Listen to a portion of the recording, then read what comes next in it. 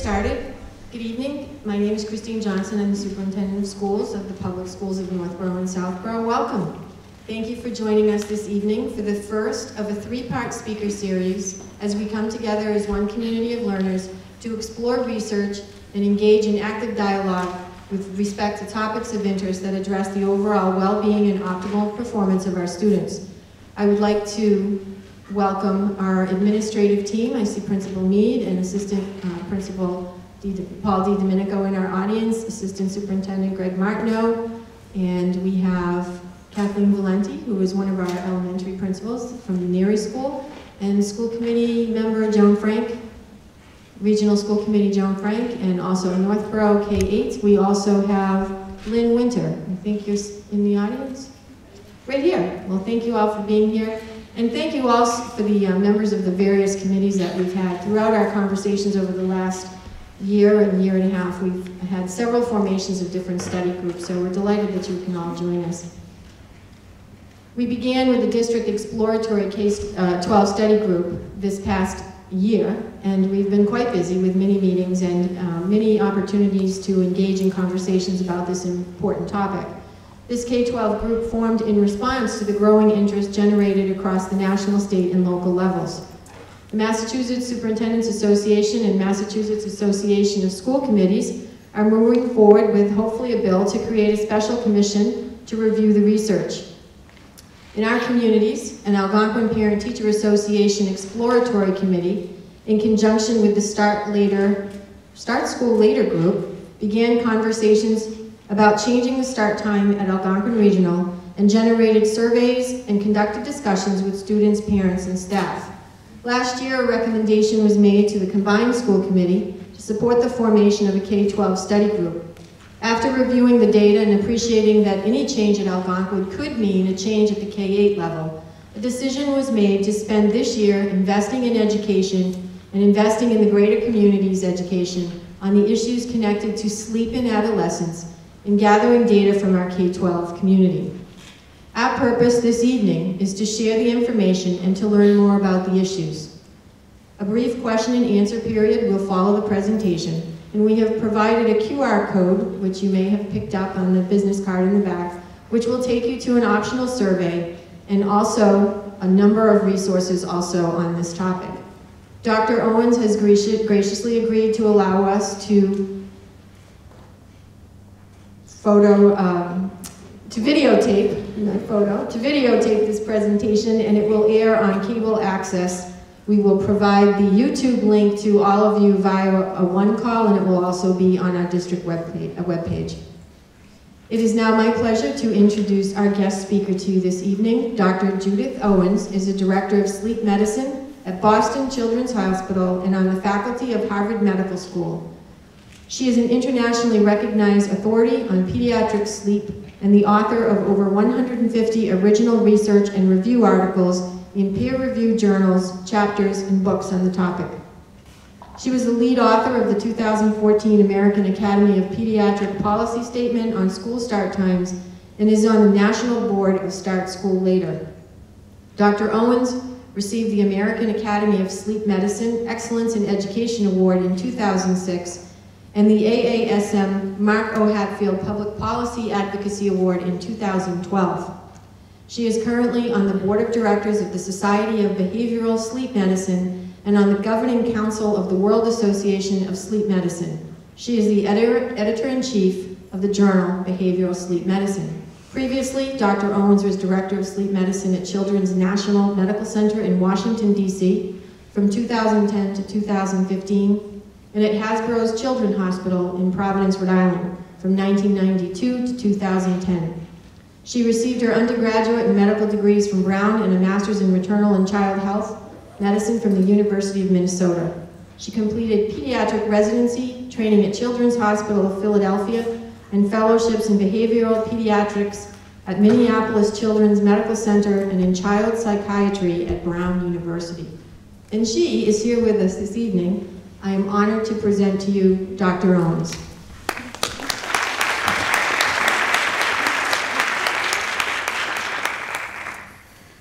I'm just going to flip open my microphone here.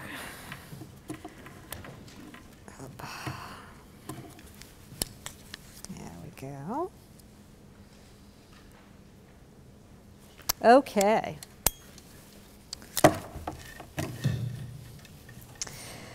So thank you so much for that lovely introduction, and I'm really delighted to be here with you this evening to share some of the thoughts and really share some of the research, the evidence behind this whole movement to institute healthy school start times for all students. And I really appreciate your presence here. I know you all have very busy lives and all kinds of other priorities to deal with, and so I really appreciate your spending some time here with us this evening. So the title of this talk really says it all. What I want to do is lay out the evidence that really bolsters this idea that sleep is just as important to health, safety, performance, function in all of us, but particularly in our young people, as good nutrition, as getting plenty of healthy exercise, all the other things that we talk to kids about in terms of health habits.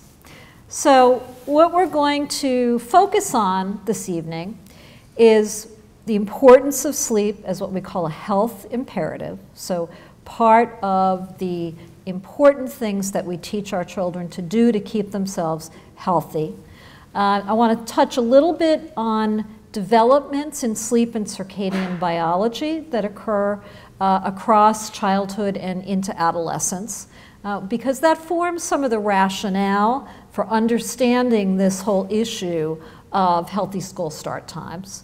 I'm going to talk about the impact of sleep loss on students' physical and mental health, safety, and performance and well-being. And then I want to talk about some of the studies that have looked on a national level at outcomes that occur when schools change their start times, and what evidence we have about that. So, premise here, sleep is absolutely essential, critical to health, safety, productivity, and well-being. And it's not just the amount of sleep that you get, it's the quality of sleep, and it's the timing of sleep that are all critical to health and well-being. And unfortunately for us human beings, the only thing that replaces sleep is sleep. Not resting our eyes, not caffeine, not any of the other things that we pretend are going to substitute for sleep.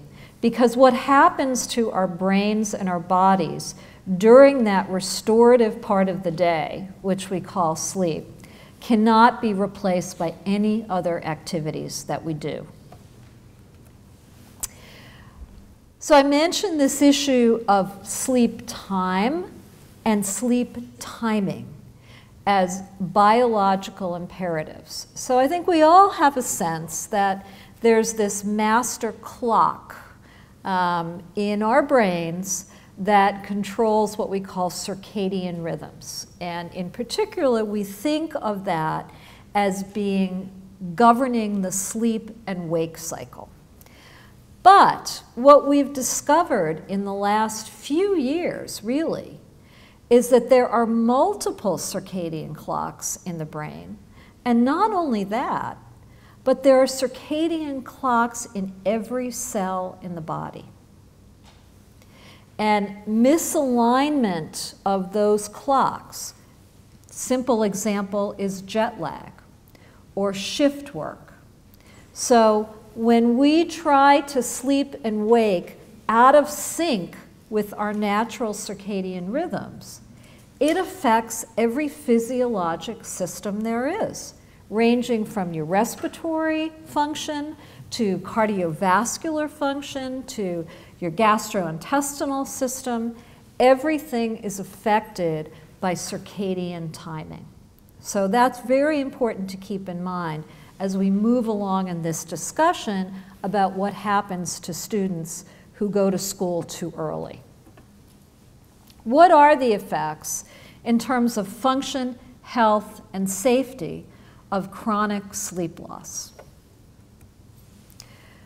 First of all, we know from experimental studies in which individuals are brought into a sleep lab and have their sleep manipulated, so either restricted or expanded, that sleep loss has a selective impact on particular areas of the brain, which I'm going to talk about right now. So in these experiments, people come into the lab, they're sleep restricted, and then they're asked to perform certain tasks that tap into various cognitive centers of the brain. And at the same time, they do what's called functional neuroimaging, where they actually take pictures of the brain and show what areas are lighting up while they're doing these tasks. So it's a very interesting, very sophisticated scientific paradigm to look at the impact of sleep on brain function. And so one of the areas that's most affected by sleep loss in these conditions is what's called the prefrontal cortex. And that is a part of the brain that governs executive functions. These are abilities such as time management, organization, judgment, decision-making, problem-solving, shifting your attention, regulating your emotions, regulating your behavior in anticipation of potential consequences of your behavior, impulse control. And what we also know is this area of the brain, the prefrontal cortex, is undergoing its most rapid development and evolution in adolescence, just at the time when so many teenagers are exposed to the impact of chronic sleep loss. The second area of the brain that is particularly affected by sleep loss is called the amygdala, or the emotional brain. And what happens to people under conditions of experimental sleep restriction is that the degree of emotional response increases. Control of emotions decreases, and the power or the salience of emotions, particularly negative emotions, is much more impactful.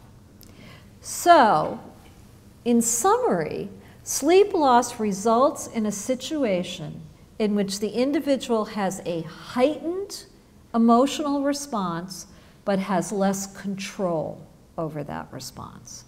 And think about what one of the hallmarks of adolescent angst and sturm is emotionality and poor regulation of emotions, which we tend to attribute to hormones, right? But which may in actuality have a lot more to do with how much sleep you've gotten.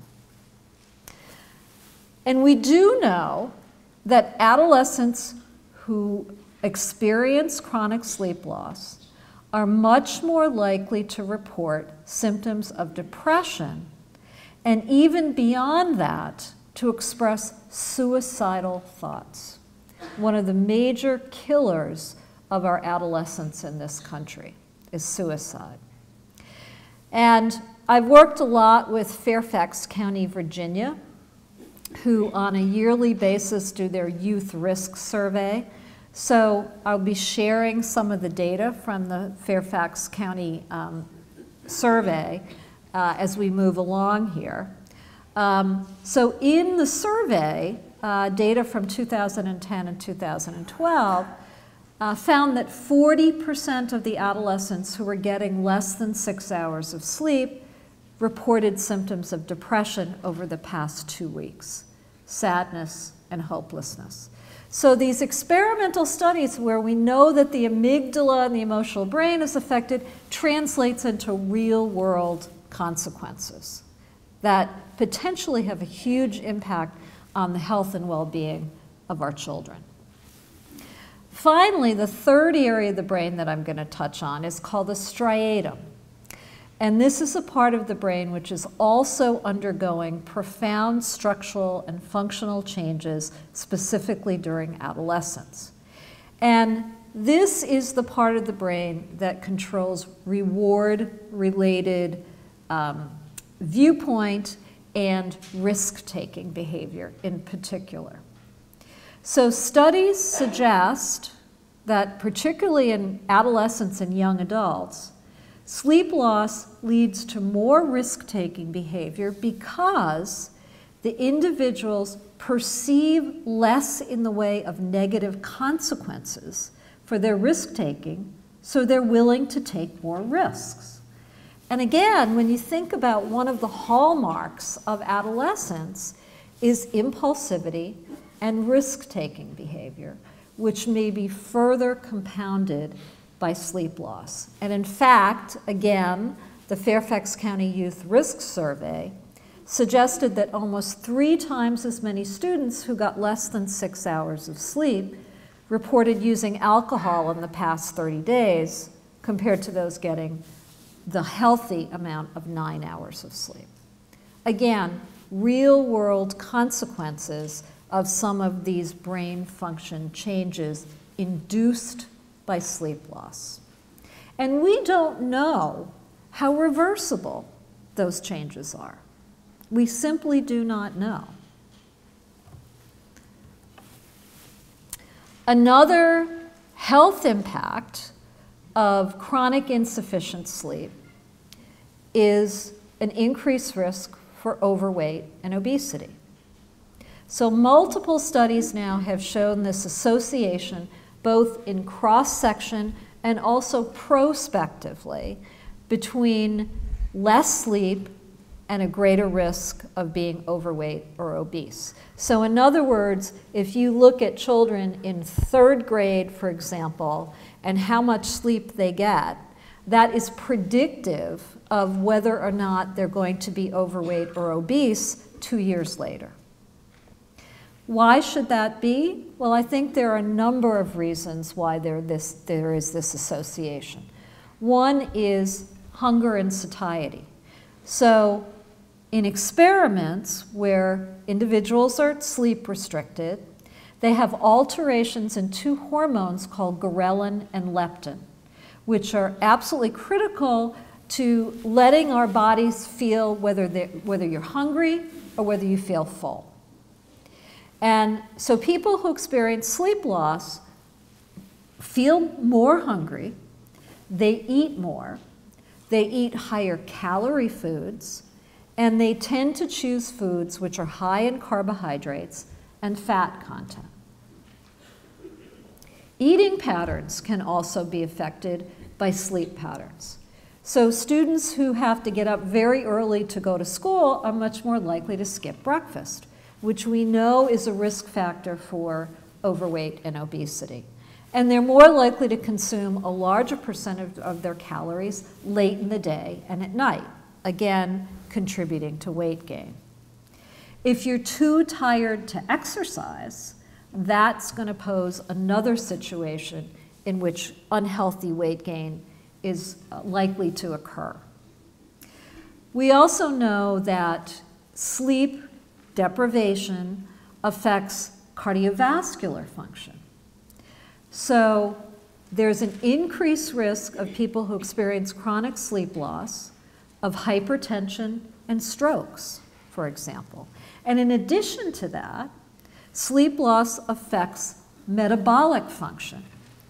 And so type 2 diabetes is increased in individuals who experience long-term chronic sleep loss. And even on the short term, you're more likely to see changes in insulin and glucose metabolism, for example. And adding to that, we know that short sleep is related to increased weight. Increased weight, in turn, is a risk factor for sleep apnea. And sleep apnea in itself confers an increased risk for cardiovascular disease and metabolic dysfunction, such as type 2 diabetes. It's kind of a perfect storm scenario. What about safety concerns? Drowsy driving is a very important health and safety issues. And we know that young, inexperienced, higher risk-taking individuals, so adolescents and young adults, are most likely to be involved in drowsy driving accidents. And the prevalence of drowsy driving is probably way underestimated for several reasons. One is that there's no breathalyzer test for sleepiness, and law enforcement officials often don't ask questions the way they do about alcohol consumption or substance use in the case of an automobile crash. And individuals involved in a drowsy driving accident are more likely to die because they make no attempt to avoid the crash. Their brains are asleep. We know that a large percentage of high school students admit to having driven while drowsy. And we also know from some work that we've done in the past that the impairments associated with sleep loss are equal to or greater than the level of impairments experienced by individuals with a moderate level of intoxication. So as a parent, you would never allow your adolescent knowingly to get behind the wheel having consumed 3 or 4 beers. And yet they do that all the time when they're driving themselves to and from class. Sleep loss is also associated with an increased risk of pedestrian injuries because under those conditions, people are less attentive, they're less vigilant, they have less impulse control. And sleep loss is even associated with increased sports-related injuries in high school students. And I know very well from my previous experience in working with many school districts around the country that the impact of changing school start times on athletic programs is a very real concern. But if you kind of flip it on its head and think about, well, maybe kids are less likely to get injured playing sports, and maybe their teams do better when kids are well rested, it starts to change the conversation a little bit. So just to step back for a minute, because I know that there may be some elementary school parents in the audience, I just wanted to sort of talk about normal sleep in children of different ages. So in middle childhood, recommended sleep amounts are somewhere around 9 to 11 hours, and there's no one number. And there is some individual variation across kids. But one really good way to tell whether your kid is getting enough sleep is, number one, do they wake up spontaneously in the morning at the time that they're supposed to? Or do they need an alarm clock or multiple reminders to get up? And two, when given the opportunity to sleep more, they take it. So if your elementary school child is sleeping an extra hour on weekends, that means they need more sleep during the week. And of course, there are behavioral manifestations related to sleepiness, which in younger kids are not what we classically think of as sleepy, yawning, rubbing your eyes, but can be more behavioral manifestations.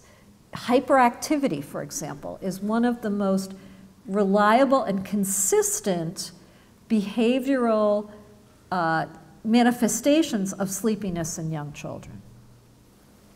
Preschoolers need around 11 to 13 hours. Toddlers, 24-hour sleep, because many of them are still taking naps, about 11 to 15 hours. We know that increasingly, even relatively young children are not meeting these sleep needs. Another really important factor is that elementary school age children are about the most alert human beings on earth. And they do not fall asleep during the day under normal conditions. So if your 8-year-old is falling asleep in the car, is falling asleep in front of the TV, that's a red flag. There is something wrong. Either that child's not getting enough sleep or the quality of their sleep is compromised in some way. That's something to be concerned about. This is also an age where kids start to show an increasing discrepancy between weekday and weekend bedtimes and wake times. And again, thinking back to this circadian misalignment and timing issue I mentioned earlier, that in and of itself appears to increase the risk for many of these adverse consequences, also associated with insufficient sleep. It's also an age where kids may start to declare what we call circadian preferences or chronotype. You're either a morning lark or you're a night owl. Many of us are sort of somewhere in between, but we think that this tendency is genetically determined and may start to manifest itself in middle childhood. And it's also a time where competing priorities for sleep, homework, social networking, extracurricular activities, athletics, start to encroach on the time for sleep. And that's when parents need to step in and think about adjusting your child's schedule to allow them to get the sleep that they need. So in adolescence, there are some very profound changes in sleep and circadian biology.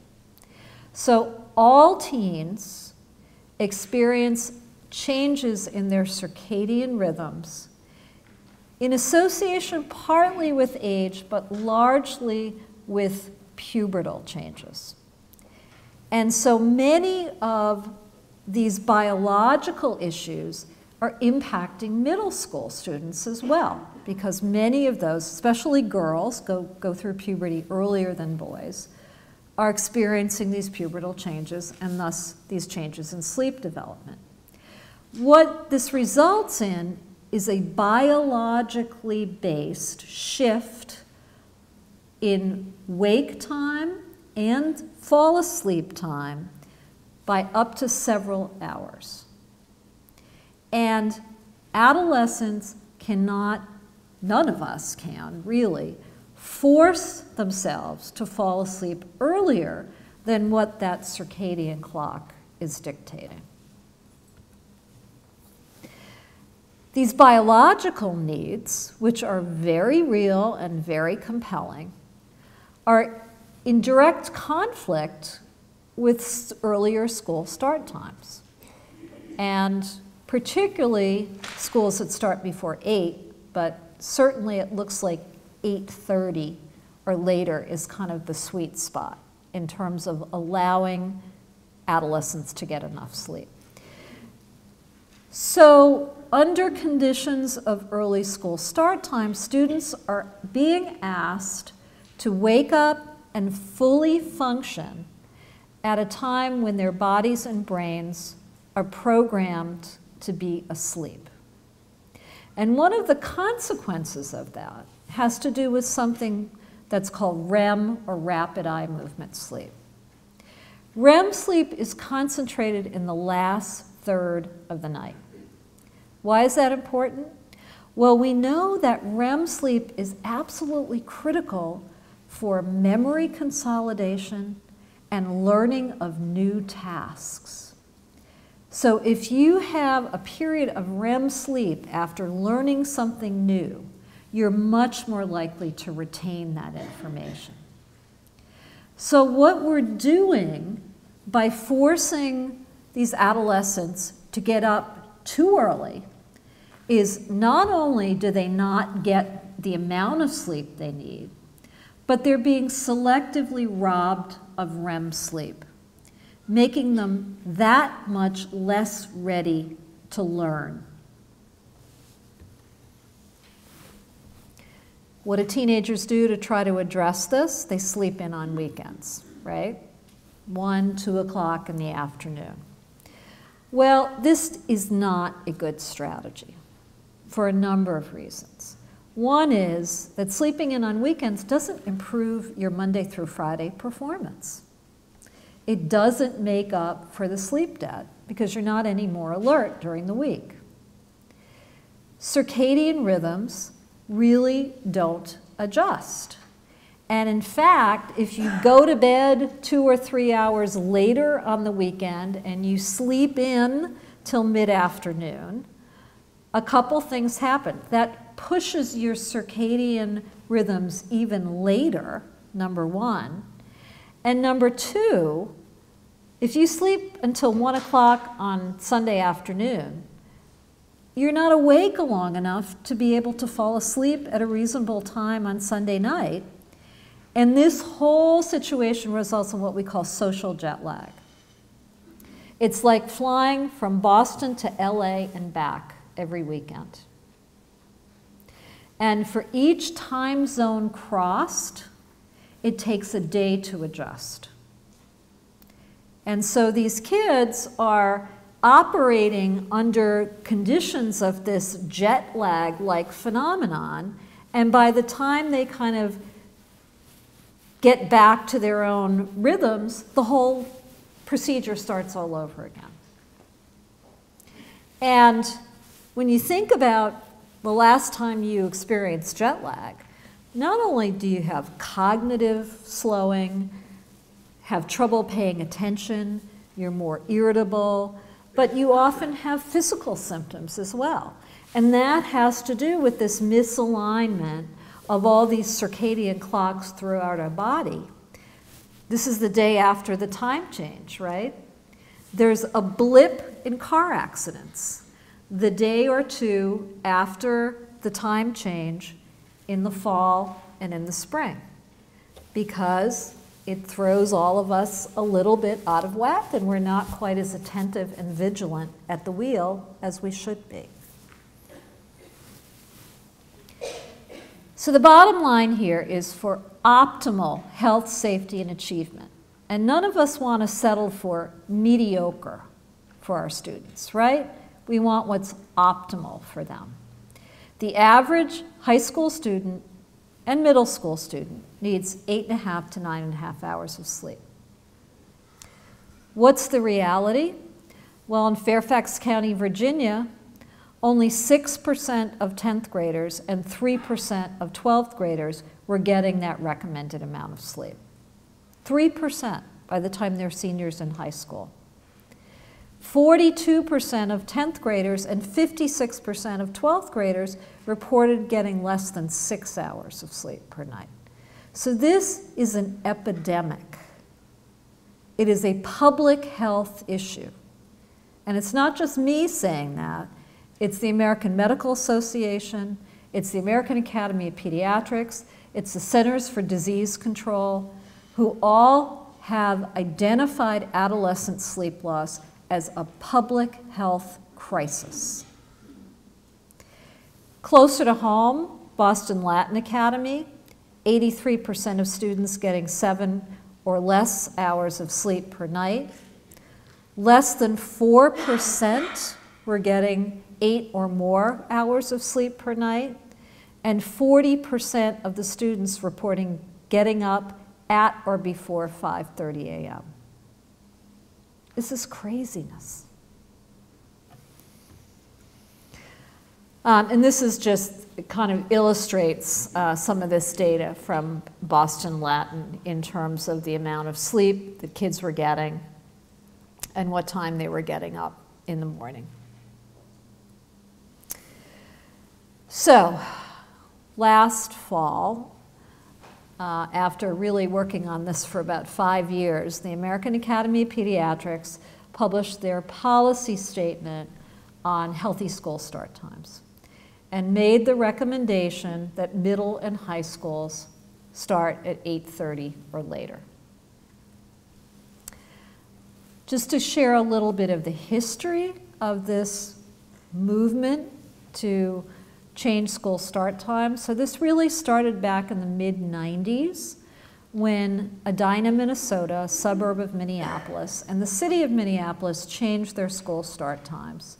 This affected some 18,000 students. And they started to see benefits of this. Things like attendance rates improving, tardiness rates dropping, dropout rates decreasing, graduation rates improving.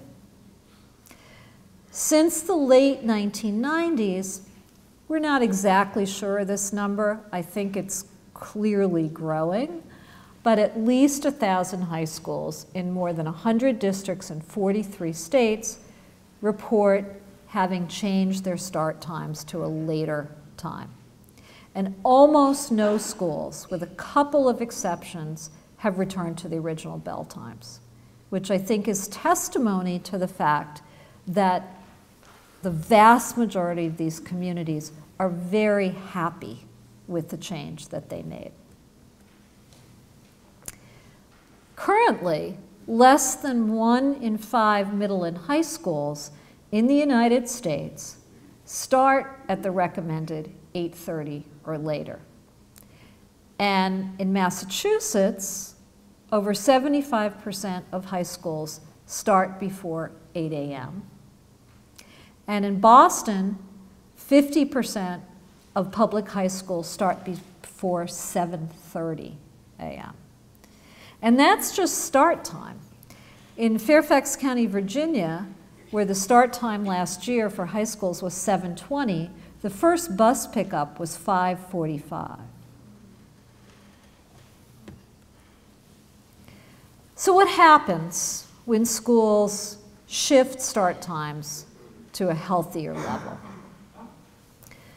Bedtimes for students remain the same, or in at least one study, actually shift earlier.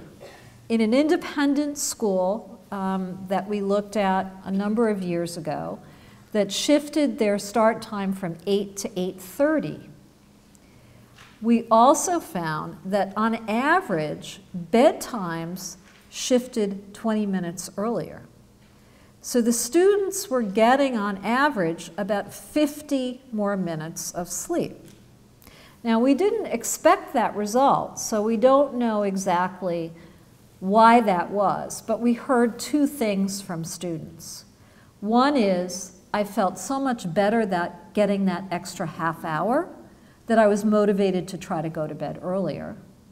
And number two, I was more efficient at getting my work done because I could focus and concentrate because I was more alert, so I could get my work done and get to bed earlier. We know that people who are sleep deprived sacrifice efficiency for accuracy. They get the right answer, but it takes them much longer to get there. So students, as a result of earlier, bedtimes staying the same or even shifting earlier and start times going later, get significantly more sleep. And in particular, more of that critical morning sleep, that REM sleep period. The later the start time, the greater the sleep amounts. But in the two studies that we conducted in independent schools, a delay of 25 to 30 minutes resulted in across-the-board statistically significant improvements in every outcome variable that we looked at. And as a result of getting more sleep, students report being less sleepy, falling asleep in class, falling asleep doing homework, falling asleep at the wheel. And this just shows, this is data from our independent school study, which shows the shift in sleep amount categories after the start time change. And that you can see that the percentage of students who are getting between 8 and 8.9 hours of sleep rose dramatically after even just a half an hour shift in the morning start time. School performance, I mentioned. Attendance improved, tardiness rates dropped, dropout rates declined, improvement in standardized test scores. In one study, SAT scores for the top 10% of students increased by more than 200 points. We were talking a little bit earlier about whether we could get the SAT board to change their start times of the exam from 7:30 in the morning. That might help too. Grades improved. So in a study that was published last year, which looked at a number of different public schools around the country. In 5 of the 6 schools reporting grade point average, students showed a significant increase in GPA in core subjects after school start time delay. And it appears that both socioeconomically and academically disadvantaged students benefit, but the highest achieving students benefit as well. So this has a huge potential overall impact on all types of students. And this is just a little bit of more granular data in terms of just illustrating that this is in different areas of the country, the same results in different sizes of school districts, and different amounts of school start time change. We see these same results repeated over and over again in terms of school performance. And again, this kind of illustrates on a more detailed level what we're seeing in terms of across different regions of the country and different sizes of school districts see the same improvements in academic performance. In our one of our independent school studies, we found that health center visits for fatigue-related complaints decreased dramatically, that students' requests to go to the nurse's office for rest periods declined, and first class tardies and cutting first class decreased by more than 1/3. Delayed school start times are also associated with improvements in mood, lower rates of self-reported depression symptoms, mentioned the health center visits, and safety. So to me, this is among the most compelling arguments for delaying school start times. So there have been 3 studies that have looked at this. One was in Kentucky, a district in Kentucky which changed their start time from 7:30 to 8:40. And adolescents involved in car crashes in that particular district were down by 16% versus an increase in teen car accidents of 9% in the rest of the state. Now, this is correlational data. It's not doesn't mean cause and effect, but I think all of these studies show results in the same direction. So in Virginia, they compared 2 adjacent communities, Virginia Beach, which started their high school at 7:20 in the morning, and Chesapeake, which started at 8:40. Very socio-demographically similar communities. And what they found was, in Virginia Beach, adolescent car crashes were 40% higher. And the bulk of those occurred in that 1 hour earlier that the students were driving themselves to school. And finally, in the CDC study published last year, there was a reduction in car crash rates in adolescents by as much as 65 to 70% in communities who shifted to a later start time. Hard to imagine another public health measure that would have that dramatic an impact. And even faculty, this doesn't necessarily just involve students. This is unpublished data from one of our independent school studies, and we asked faculty after a 25-minute delay in school start times, how often do you get enough sleep? And we saw pretty dramatic improvements in faculty who reported usually or rarely getting enough sleep, with pretty significant changes in both of those. And if you want to talk about dollars and cents, the Brookings Institute issued a report in 2011 which identified healthy school start times as one of the 3 most impactful mechanisms for improving academic achievement in students.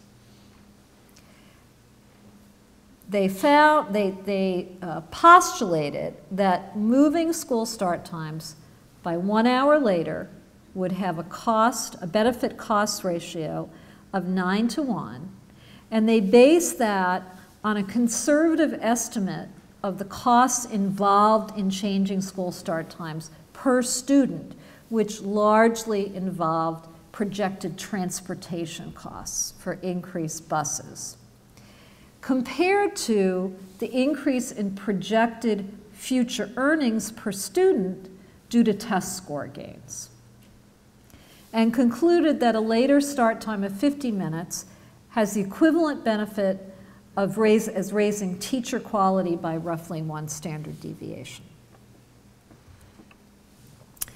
I mentioned earlier that middle school students are subject to some of the same biological changes in sleep and circadian rhythms as high school students. There are fewer studies overall in middle school students, but they're very consistent with what we see in high school students. So middle schools who start earlier are more likely, the students are more likely to sleep less, they report more sleepiness, they're more likely to be tardy, they have lower grades and standardized test scores, so very similar to what we see in high schoolers. And when you delay school start times for middle schools, we see the same measures of improvement. More sleep, less sleepy, improved academic performance, etc. So I am fully sympathetic to the challenges that communities face in beginning this dialogue and thinking about trying to make the decision of whether changing school start time is the right thing for your district and community. And I'm also very aware that there are many, many stakeholders that are affected by this. This is not just something which impacts students. It impacts families, it impacts traffic flow, it impacts athletics. You know, there are a whole host of issues, and it's a very complex issue. So one of the things that we wanted to do was to gather as much wisdom from school districts, superintendents, principals, of schools that successfully changed their start time. What did they learn, and what advice would they give to schools who are also contemplating this change? And here are some of the things that we took out of this exercise. You are very fortunate to have a superintendent who is exhibiting leadership on this issue, because that is probably the most critical factor in successfully implementing this with the support of the community. The school board involvement is absolutely key, as is school leadership. Principals, teachers, janitors, everybody who's going to be impacted within the school family by this change. And it's equally important to get buy-in and support from middle and elementary school personnel, school personnel, and parents. Because in many communities, elementary and middle school start times get changed in concert with change in high school start times. Student engagement is extremely important. Students can be your best friends or your worst enemies in moving this issue forward.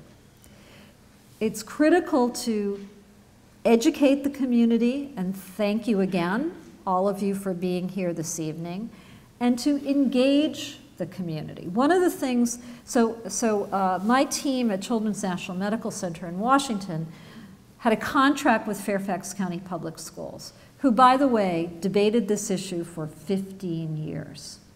Hopefully that's not going to be the case here. So they brought us in to try to help them implement their school start time change.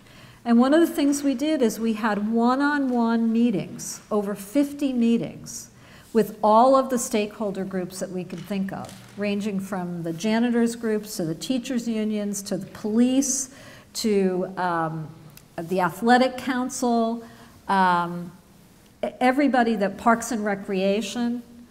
And to a one, they expressed their gratitude for having the opportunity to voice their concerns and to have those accepted as being legitimate.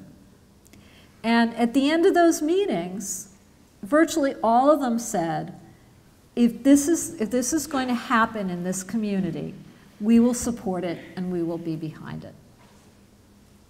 And that's really, really important to have that buy-in. Transportation, I think, is an issue, the issue in terms of cost in many communities. It's the biggest source of both dollar and cents and cost and logistical cost. In some communities, it's actually resulted in cost savings because they went to a tiered busing system as a result of the change in start times. But for most communities, transportation is the big issue. When we work with Fairfax County, we developed 27 different transportation scenarios. And cost, and I say the Office of Transportation Services, worked so hard on this. And they costed out every single permutation, 5 minutes shifting this way or that way could result in a $5 million cost differential. And at the end of the day, in Fairfax County, which has 183,000 students and 27 high schools, the price tag was $5 million to do this.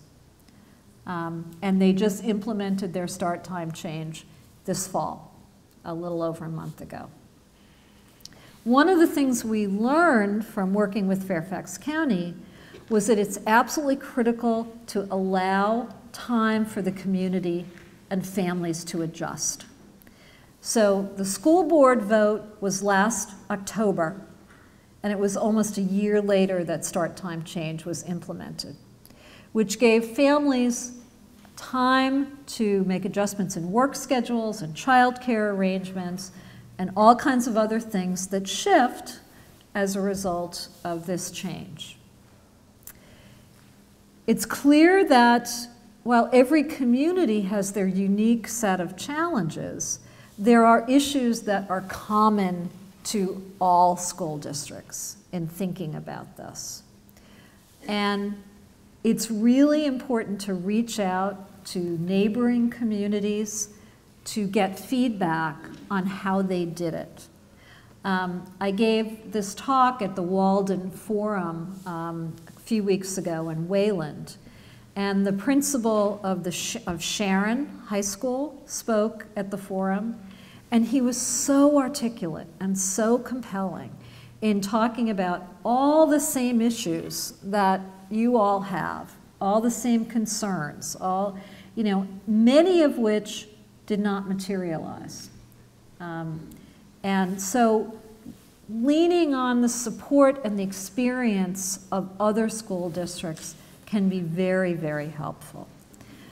Not all students are going to benefit equally. There will be students who continue to get up at 5:30 because they want to do homework or because they're on the swim team or whatever and don't get more sleep.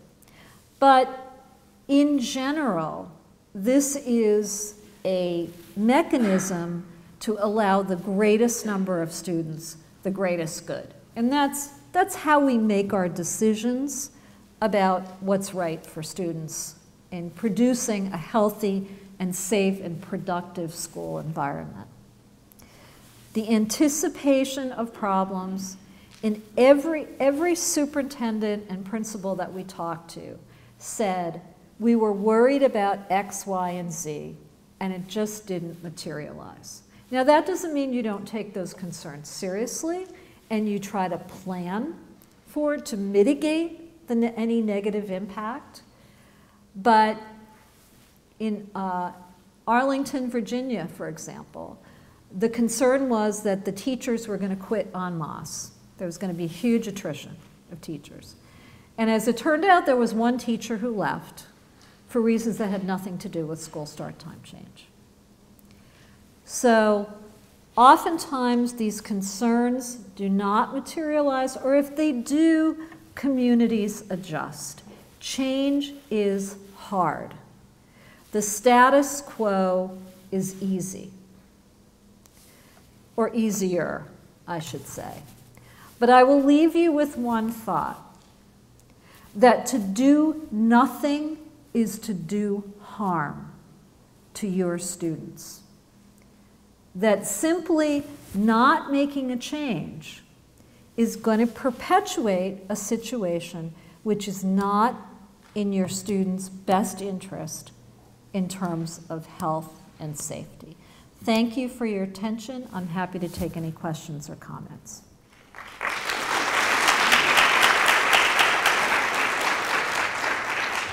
I'm from Shrewsbury, so I thank Southborough and Northborough for inviting us.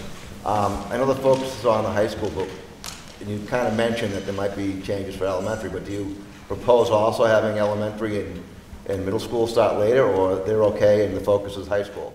Well, so the question was about what about middle and elementary school? So in general, we recommend that middle schools start later as well. So pretty much whatever, if possible, whatever you're doing for the high schools should also be done for the middle schools if they have an earlier school start time. Not all of them do. Elementary schools is a little bit different. Most elementary school students are morning larks, and they wake up earlier, and they're ready to start the day much earlier than middle and high school students. And so what really makes sense from a biological perspective and a learning perspective is that the younger kids should be going earlier and the older kids going later. Now, you do run up against what's called civil twilight, which means that you can't have young kids waiting for the bus in the dark in the morning. So there are parameters around that. But there are a lot of school districts that have flipped the elementary school and the high school. Now, that may not work for you, your community. And there are lots of different ways to kind of make this work out. And there are many, many moving parts to the puzzle. There's cost, there's convenience, there's, you want to change as little as possible. But, one of the things I think about is that very often in communities, when kids go from elementary to middle school or middle school to high school, they may have a huge change in start times just associated with that. And yet we all sort of say, well, that's just the way it is. We know that's going to happen, and we adjust to it. So the bottom line here is that you try to maximize healthy start times for all of your students. This is not just about high school. It's about safe, healthy environments for all students. Yep. You talk about a shift in, teenagers needing to go to bed a little bit later. They can't fall asleep. What is a good time for a teenager to be, is there kind of a general time that teenagers fall asleep? Well, so the question was about what's sort of the natural fall asleep time for adolescents. And it seems like around 11 o'clock, but that, there's a window to that. And I will also say that there is an element of parental limit setting and personal responsibility on the part of the students that make all of this work. And part of that involves education. So you know, if you are playing video games up until, you know, 10:59 and you're drinking a Red Bull at 9:30 at night, that's going to interfere with your ability to fall asleep at a reasonable time. And so it's not just about school start times. That's got to be coupled with education about the importance of sleep, and students need to take some ownership of that, as well as parents saying, no, you can't have your cell phone and text your friends all night long. I've been there, done that. I've been a parent of 2 teenagers, so. Does the use of a screen as opposed to a book when you're reading affect your ability to fall asleep? Are the illuminated screens affecting your ability? I'm sorry. Is the use of an illuminated screen, Yeah. does that affect your ability to fall asleep? Yes, absolutely. That's a great question. So in general, screens, computer screens, TV screens, e-readers, unfortunately, not all of them, particularly those that emit blue light, because the light is shining directly in your eyes, that gets transmitted to the part of the brain, the circadian clock, that then suppresses your body's release of melatonin, which is a hormone that is very instrumental in helping you to fall asleep at night. So you know, we would love students to turn off their electronic devices an hour before bed. We know that that's a tough sell. There are actually blue light blocking glasses, and there's an app called F-Lux, right? F-Lux, which actually sort of, as the evening progresses, turns down blue light, which seems to be the form of light that is most likely to block melatonin release. So that is absolutely critical. Plus, you know, playing video games, watching TV, it's stimulating, being on the computer. It's cognitively stimulating. So it's not just the light, it's the fact that you are engaged in doing something that is counterproductive to falling asleep. Along the same lines, what about kids who are listening to audiobooks or music as they fall asleep? Is that problematic? Yeah, so the question is about listening to audiobooks or music. There have been a few studies which have looked at that and found that there is not nearly the sleep negatively impacting effect in auditory stimulation as there is in the visual, probably because, at least partly because of this issue of the light. But the only caveat I would say is that if people become dependent on listening to music to fall asleep, and then they wake up during the night and the music isn't on, sometimes that can pose a problem. But for majority of us, music is relaxing. And anything that's relaxing and calming is going to be conducive to falling asleep. Yep. I have a freshman, and he's now napping.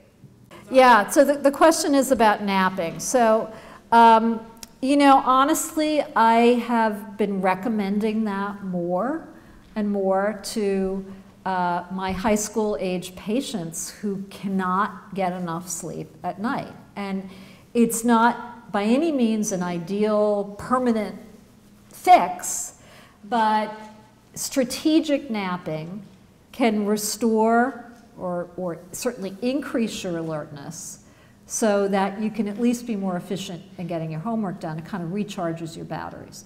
So when I say strategic, so the timing is important because we all have a dip in our circadian rhythm somewhere between 3 and 6 in the evening where it's easier for us to fall asleep. And typically we recommend a short nap. 30 minutes or less, for a couple reasons. One is that the longer you sleep, the more likely you are to go into what's called deep sleep or slow wave sleep. And when you try to wake up out of slow wave sleep, it's much more difficult. Your arousal threshold is much higher. And when you do wake up, you have that kind of groggy, sort of confused, what we call sleep inertia. The other problem with late or long naps is it can then interfere with your ability to fall asleep that night. Now, if you're sleepy enough, that won't matter. You know, you'll be able to fall asleep if you're sleep deprived enough. But for a lot of individuals, you know, taking a 2-hour nap at 5 or 6 o'clock at night, you're not going to be awake long enough to fall asleep at 11. So that's a little bit of the issue with longer naps. Do you think if my son is able to fall asleep at 11, which you said is kind of the average time to go to bed for a teenager, but is taking a 2-hour nap in the afternoon, is that something that we should be concerned about? Or should we? Well, it means he's really sleep deprived. Yeah. Yeah. I mean, if you can take a 2-hour nap at 5 o'clock and fall asleep at 11, you really are. So it's like from 3 to 5. 3 to 5. Well, even that, you know. I mean, you know, if that works for him, you know, but a lot of kids say to me, oh, I can't do that because I have athletics or I have extracurricular or I have too much homework or, you know, there's all kinds of reasons. So they can't even find time in their day, in their afternoon, to take a 20-minute nap, which I just think is so sad. Yep.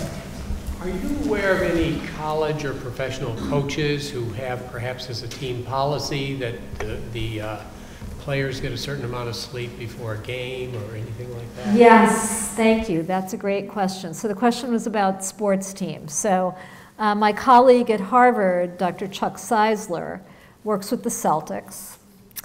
I actually have been working with the NBA Head Coaches Association, who have horrendous sleep schedules because they're constantly traveling and they have late night games, and I mean their sleep hygiene is horrible.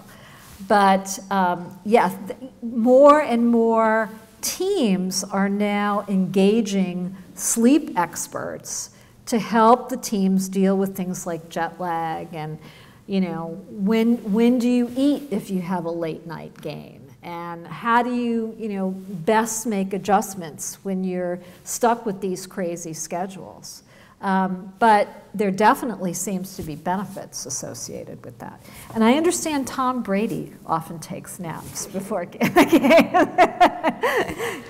Actually, the Wall Street Journal featured an article in, I would say, the last 3 months about college coaches. Oh, really? Yeah, one coach actually set up a dorm in the athletic department with beds, and he sleeps with his athletes, and he goes around and tucks them in, and then goes around, you know, a few minutes later to make sure that all the cell phones are off. Wow. I mean, they're very serious about sleep at some of these colleges. That's great. That's fantastic. Yep. It seems that there's a lot of things that have happened over the years since, you know, I was in high school, to say. For one thing is we have in ed reform, there's time and learning. So then, like, I used to get a lot of my homework. I was in sports, I did things, but I got my homework done like in studies or, you know, open free time, because we kind of had an open classroom back in the day.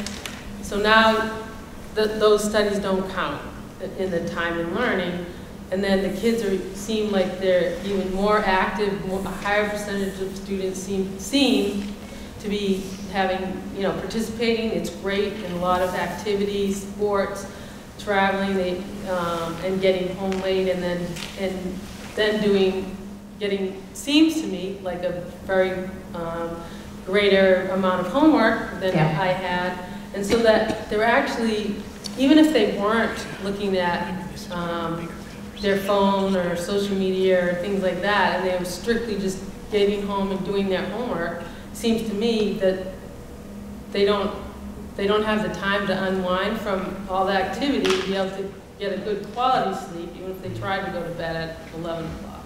Yeah. Is that, I mean, it seems societal things are making it exasperating the whole situation. Yeah, so the question, well, comment was about, you know, that kids are so overscheduled and they, you know, do they have too much homework and, you know, too much pressure and stress, and I think all of those should be part of the conversation as well. You know, again, it's not just school start times, but there are other things which schools can do to provide a more healthy school environment and school experience. And, you know, maybe that is revisiting the amount of homework that they get. Although I will say, because of this, you know, it's kind of a vicious cycle. I think these kids are so sleep deprived that it takes them 5 hours to do what might actually be 3 hours worth of homework. Plus they're, you know, social networking in the middle of all this, so they're so distracted. You know, so there are other features around that as well. But, you know, then they have to stay up later and they get less sleep, and then it just, you know, sort of spirals. So I think all of those things are really important. And, you know, the dialogue and the debate about changing school start times can be an opportunity to talk about some of these other issues as well. And I think communities are coming, or school districts are coming to kind of understand that these are all interrelated, but oftentimes they don't want to tackle all these issues all at once, and they'd sort of rather do it in a sequential way, when in fact maybe doing it in a related way eventually might make more sense.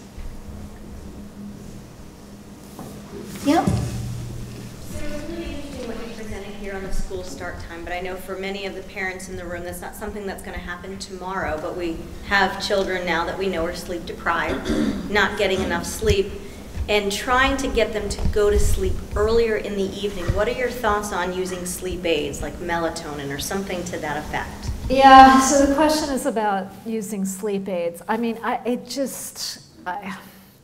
so goes against the grain to me. You know, I mean, even melatonin.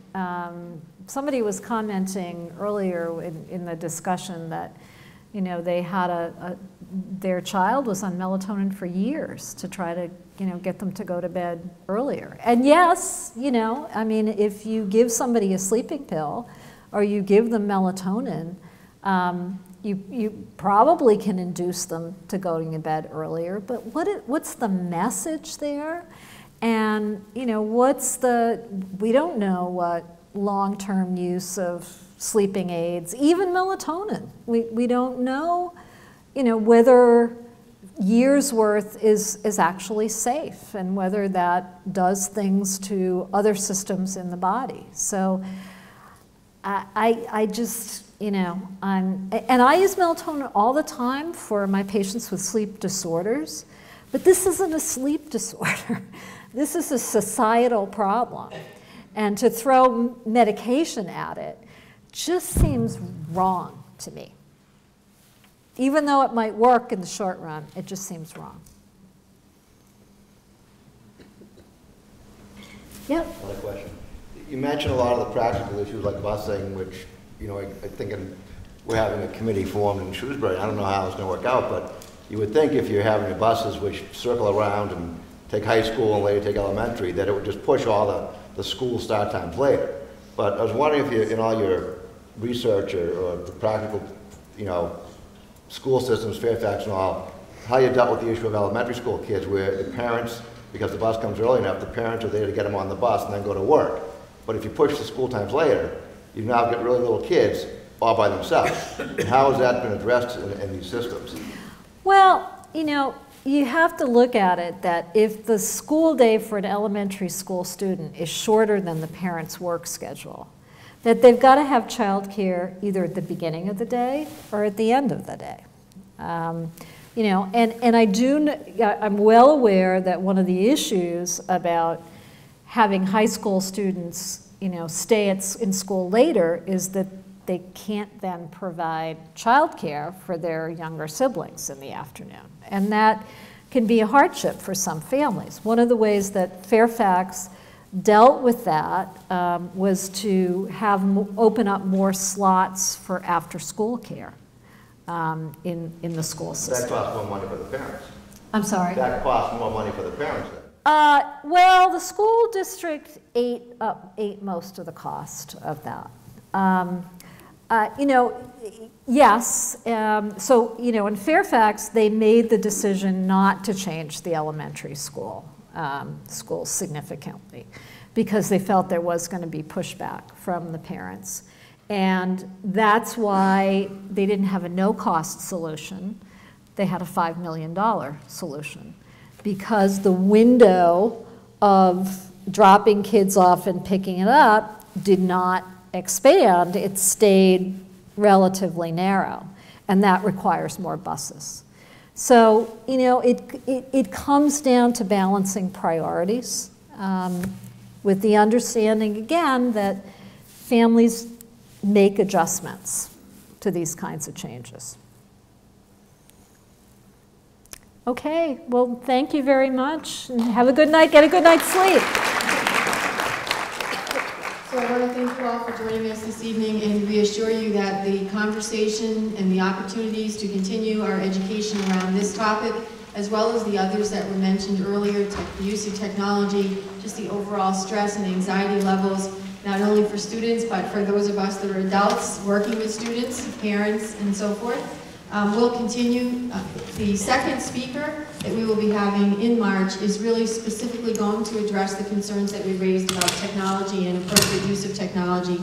And that will be followed by a third presenter, which will be on stress and how to help not only adolescents, but all children deal with stress, as well as parents. So I thank you for taking time to be with us this evening. This conversation will continue. We have a website with a few links off of our district homepage with a lot more information to share. And I also want to reassure you that no decision is going to be made or recommended without the continued partnership and collaboration with our school community. And if you are very much interested in being part of the school's K-12 start time study group, there are many opportunities and lots of seats left for you to join us, and we will be providing that follow-up information for you. I really do want to recognize our principals that are here this evening. Dr. Owens mentioned how important that is for the entire school community, parents and administration to be engaged in the process. And we do have our host, Principal Lavoie here from Trotter. We do have Jen Callahan from the Malacan Middle School. We have Kathleen Valenti, who was here from an elementary school, and certainly our principal, the dynamic duo of Mr. Mead, the principal, and assistant principal, Mr. Paul DiDomenico. And we'll also share with you that our students are quite reflective.